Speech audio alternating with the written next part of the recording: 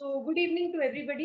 तो आज हम foods that may weaken your immune system के बारे में we will have a very short brief about all the foods that may weaken your immune system.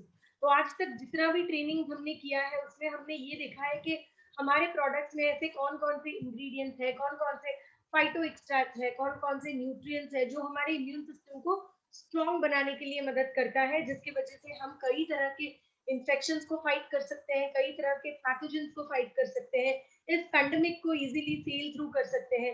लेकिन आज का टॉपिक इज वेरी डिफरेंट, जहाँ पे हम ये समझेंगे कि कौन कौन से फूड्स जो हम अननोइंगली हमारे डे टू डे लाइफ में खा रहे हैं या डे टू डे लाइफ में इनकॉर्पोरेट कर रहे हैं, उन फूड्स में से कौन कौन से ये फूड्स है जो आपके इम्यून सिस्टम को वीक बना सकता है, जो आप अननोइंगली आपके डेली डाइट में ऐड कर रहे हैं। Okay, so let us start by understanding what is the immune system. तो immune system हमारे बॉडी का वो सिस्टम है जो हमें हेल्थी बनाए रखने में मदद करता है और हमें प्रोटेक्ट करता है फ्रॉम डिफरेंट पैथोजेंस, जैसे बैक्टीरिया हो, वायरसेस हो, पैरासाइट्स हो या एनी अदर फॉरेन पैथोजेंस हो। So immune system is the system of our body that helps to keep us healthy, and it protects us from different bacteria, viruses, parasites and other foreign pathogen.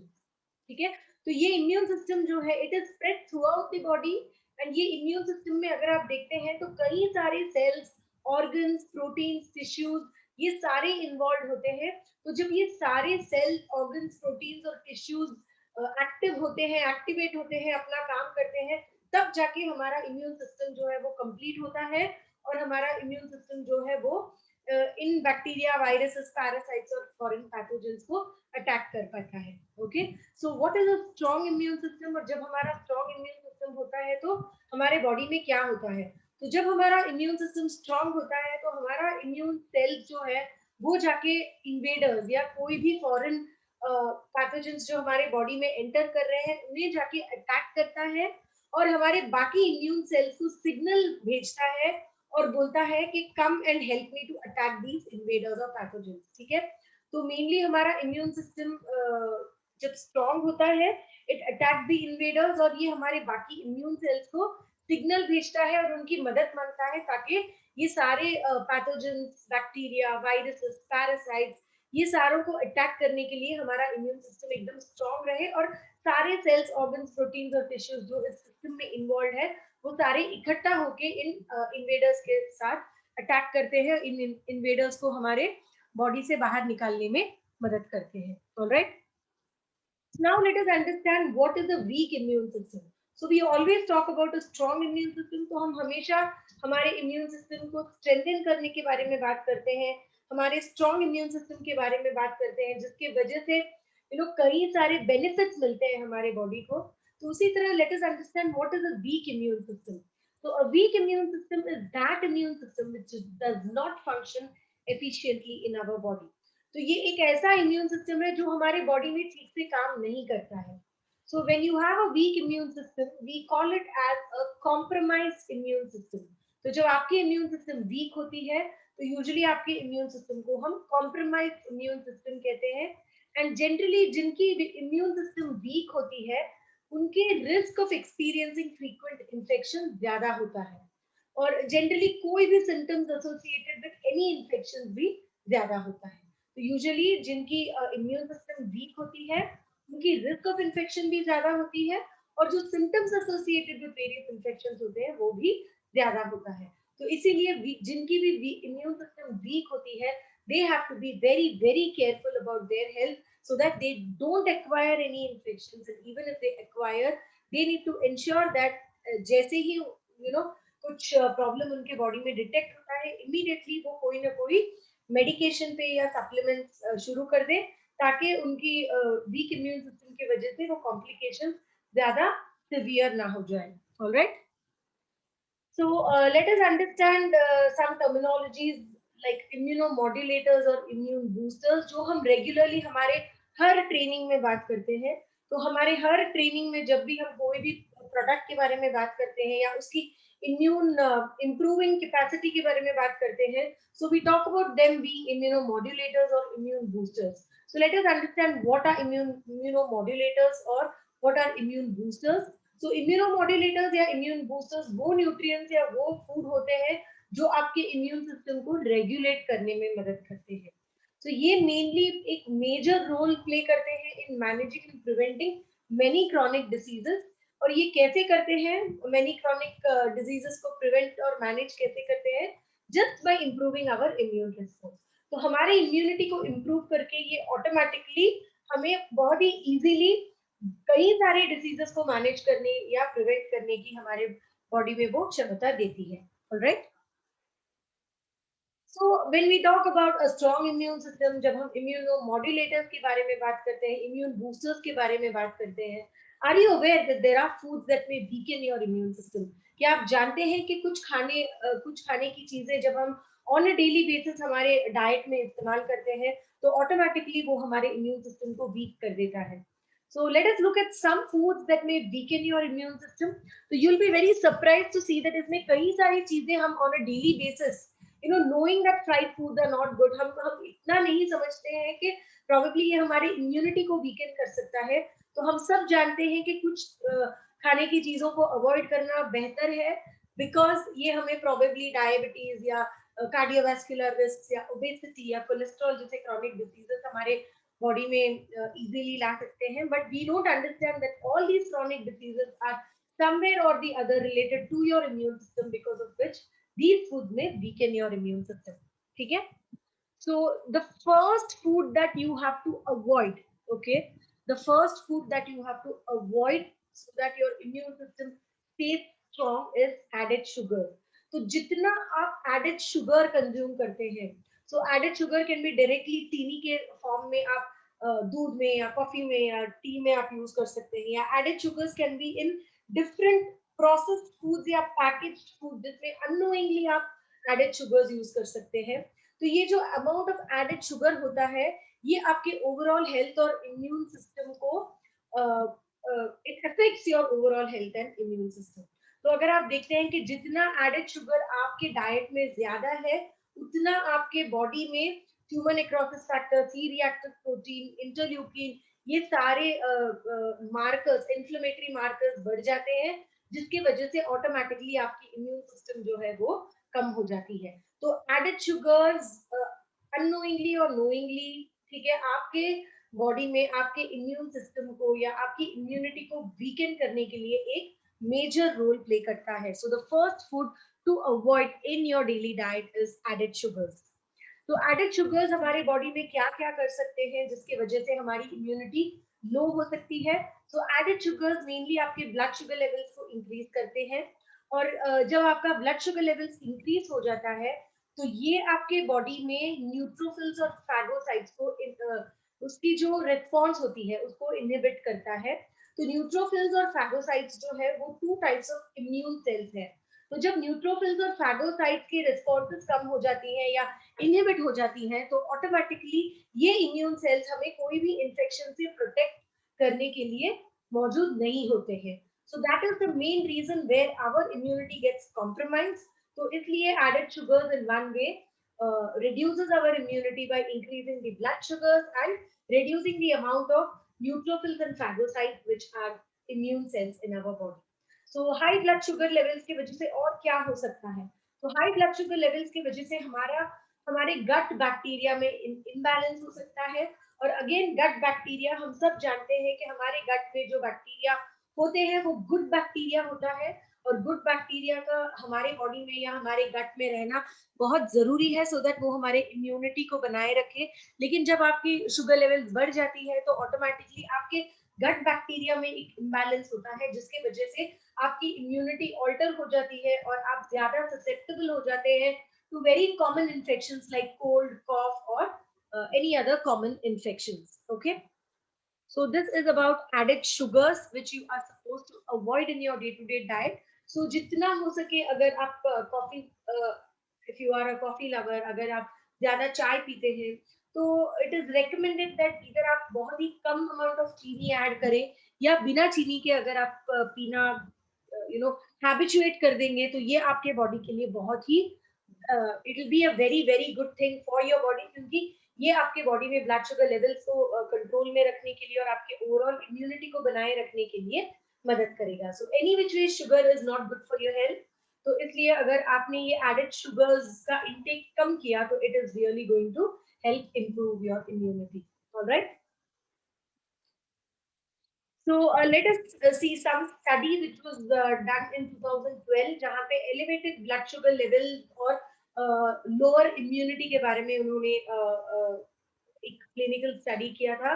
तो ये पाया गया था कि जिनके भी body में ब्लड शुगर लेवल्स हाई होते हैं ऑटोमेटिकली उनके बॉडी में इम्यून रिस्पॉन्स और इम्यूनिटी जो है वो कम होती है और इन्फ्लेमेशन जो होती है वो ज्यादा होती है. ओके और हम सब जानते हैं कि जब आपके बॉडी में इन्फ्लेमेशन ज्यादा होती है so automatically it leads to autoimmune disorders जैसे rheumatoid arthritis and many other autoimmune disorders. तो इसलिए again elevated blood sugar levels directly or indirectly leads to autoimmune disorders which is because of high inflammation and higher न सिर्फ higher inflammation होता है आपके body में लेकिन आपके बॉडी की ओवरऑल इम्यूनिटी को भी ये कम कर देती है. All right.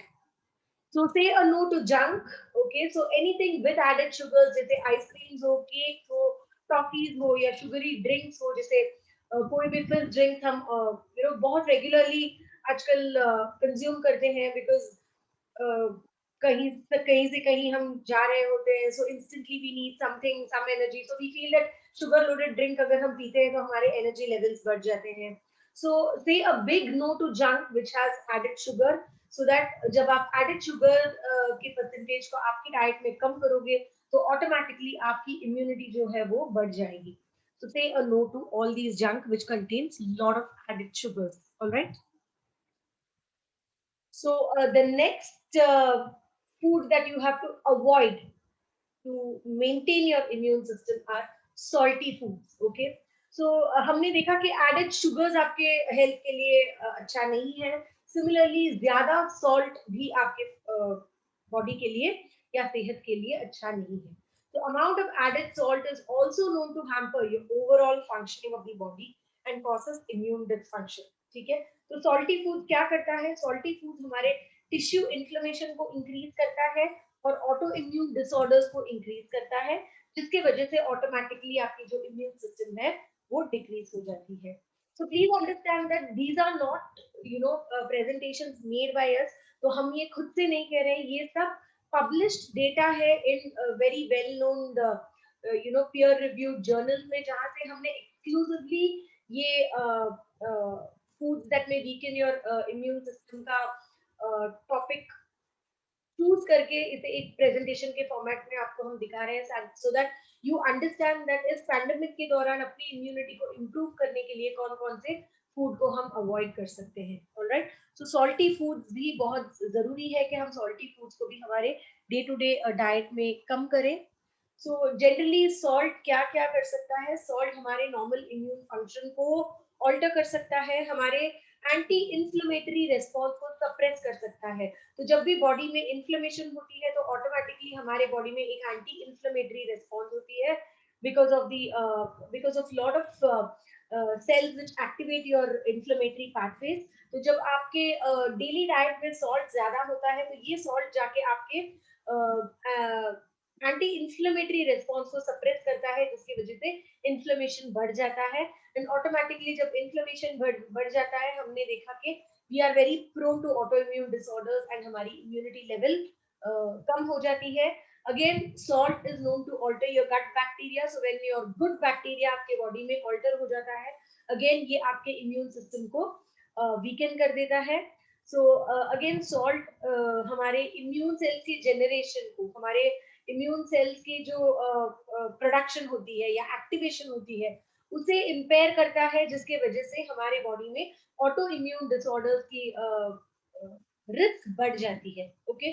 So it is very important that हम हमारे सॉल्ट कंजम्पशन को भी एक कंट्रोल में रखें. So excess salt leads to autoimmune diseases. It can also lead to inflammatory conditions like rheumatoid arthritis, can also lead to other disease conditions like Crohn's diseases. तो इस वजह से हमें क्या करना चाहिए? तो हमें हमारे इंटेक ऑफ सॉल्ट को रिड्यूस करना चाहिए और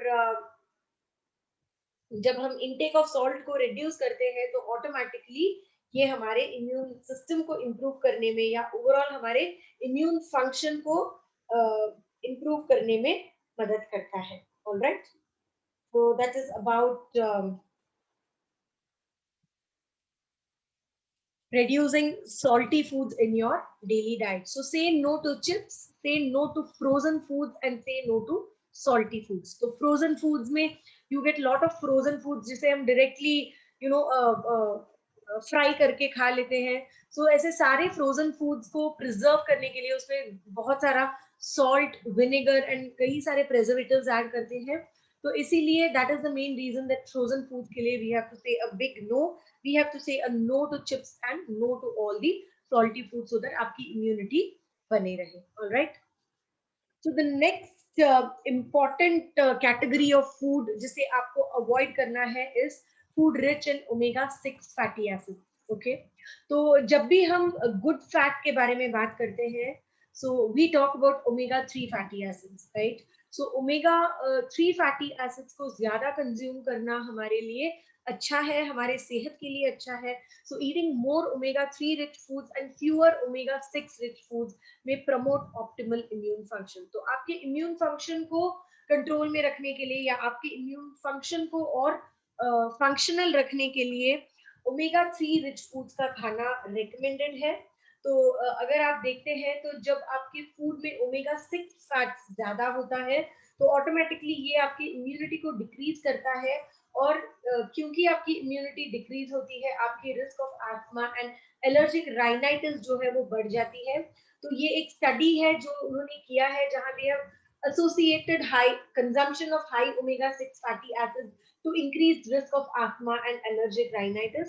तो इसलिए जितना हम हमारे डाइट में ओमेगा 6 फैटी एसिड को कम रख सकते हैं उतना हम कम रखें, और जितना हम हमारे ओमेगा 3 फैटी एसिड्स को ज्यादा रख सकते हैं हमारे डाइट में, हमें ओमेगा 3 फैटी एसिड्स को ज्यादा रखना चाहिए.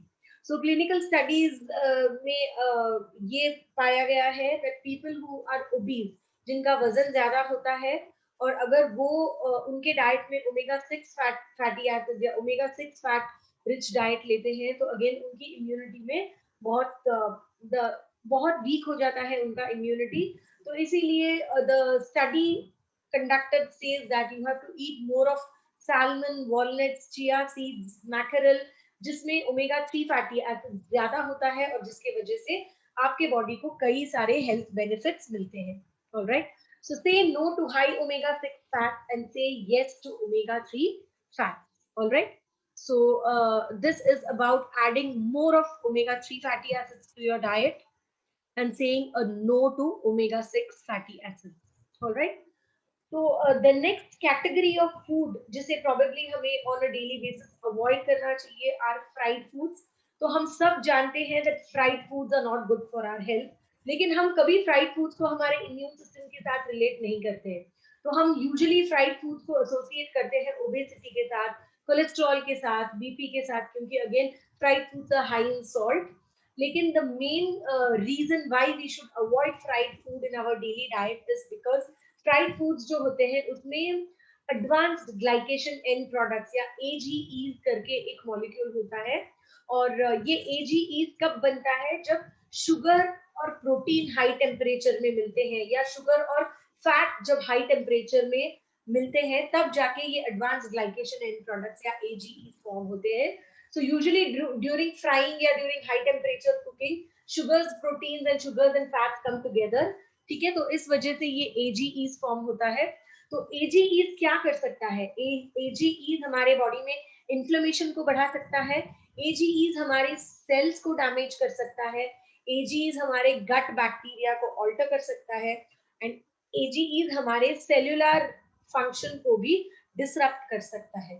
तो ओवरऑल ये एजीईज जो है वो हमारे बॉडी के इम्यूनिटी को कम करता है और हमारे सेल्यूलर फंक्शन को डिसरप्ट करता है, जिसकी वजह से फ्राइड फूड्स को ऑन अ डेली बेसिस हमारे डाइट में यूज करना रेकमेंड नहीं किया जाता है. ओके, सो एजीईज क्या करता है other than increasing the inflammation and other conditions?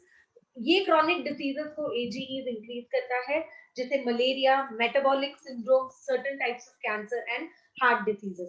तो ऑटोमेटिकली जब हम फ्राइड फूड खाते हैं तो वी ऑल नो दैट हमारे मेटाबॉलिक सिंड्रोम्स जैसे ओबेसिटी हो या डायबिटीज रिलेटेड हो या ब्लड प्रेशर हो, ऐसी चीजें डेफिनेटली ज्यादा ट्रिगर होती है. But then there are studies जो हमें बताता है कि एजीईज के कंजम्पशन के वजह से we are prone to certain types of cancer, certain types of heart diseases, and even to certain types of diseases like malaria. All right. So say a no to fried foods. So it can be anything like your French fries, it can be your fried chicken, it can be your fried chips. So जितना हो सके fried food avoid कीजिए. So इसीलिए आजकल कई सारे healthy options available है जहाँ पे you get the same baked versions which are a more healthier version of fried foods. So try to have those baked foods so that आप अपने craving को भी you can take care of your craving and you can avoid having fried foods. All right. So the next category of food which you have to avoid in order to keep your immune system healthy is processed and charred meats. Okay. So again, processed and charred meats, अगर आप देखते हैं, so they are high in advanced glycation end products or AGEs. तो हमने देखा कि AGEs हमारे body में क्या क्या कौन कौन से तरह के प्रॉब्लम्स क्रिएट कर सकते हैं जिसके वजह से हमारी इम्यूनिटी कम होती है. So it reduces our inflammation and all those things. So it is also seen that diets which are high in saturated fat and low in unsaturated fat decrease your immune system. तो जो भी diet saturated fat में high होता है वो आपके immune system को disrupt करता है या आपके इम्यून फंक्शन को डिक्रीज करता है.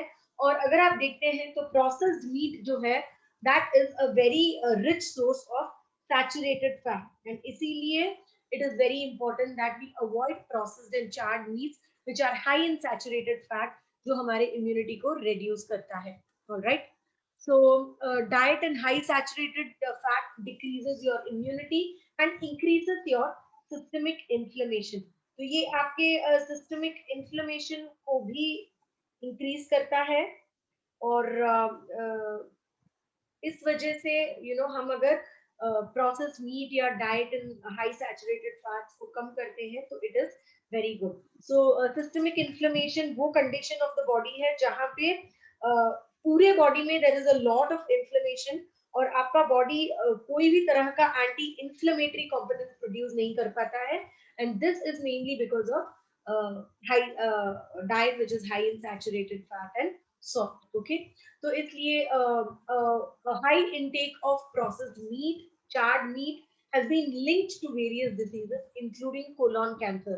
So there is a study जो हमें बताता है कि अगर आप on a regular basis processed and charred meat आपके डाइट में इंक्लूड करते हैं तो it can lead to various diseases जिसमें से एक colon cancer भी हो सकता है. Alright. So that is the reason we have to say a big no to processed meat and charred meats. Okay.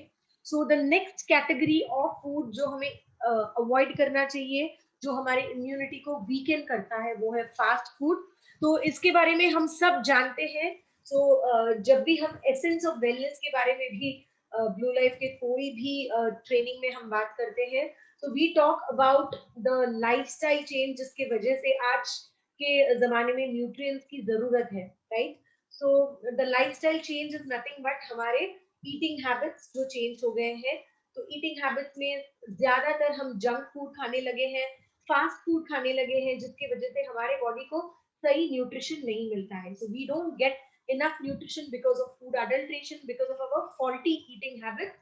So we end up eating a lot of fast food and junk food जिसके वजह से we get lot of negative health outcomes. So fast food has been linked to many negative health outcomes. So fast food क्या क्या कर सकता है हमारे body में?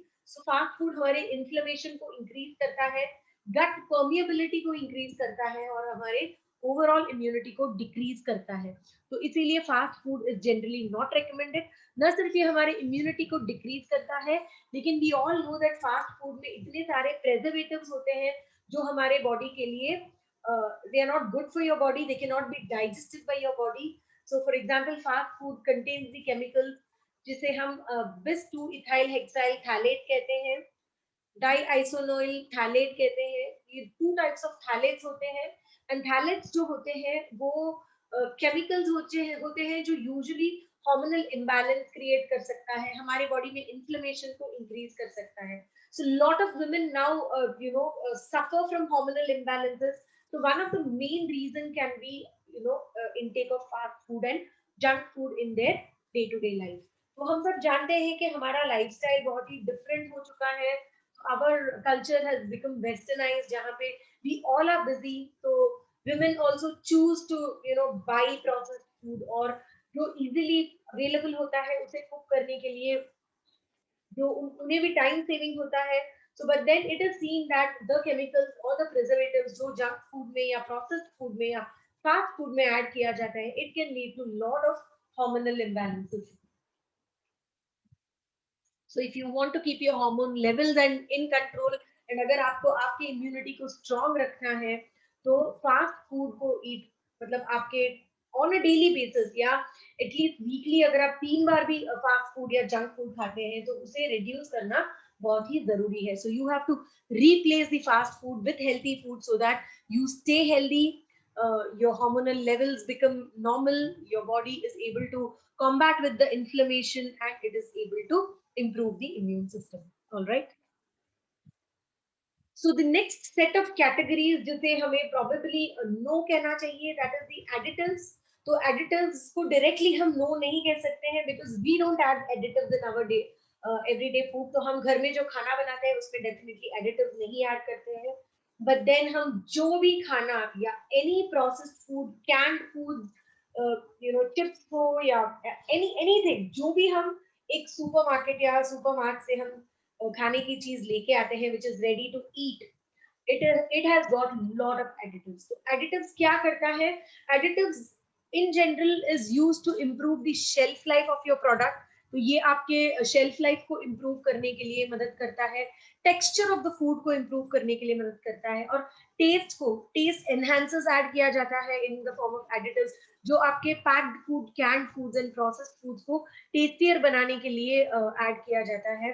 तो यूजुअली ये इमल्सिफायर्स एंड एडिटिव्स जो भी हमारे प्रोसेस्ड फूड्स या कैंड फूड्स या रेडी टू ईट फूड में ऐड किया जाता है, वो सारे हमारे इम्यूनिटी को वीकन करते हैं. So इसीलिए we have to say a no to additives. So I know it is very difficult because everything that we like we have to say a no to it.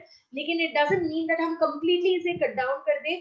तो definitely suddenly इसे cut down करना बहुत मुश्किल होगा.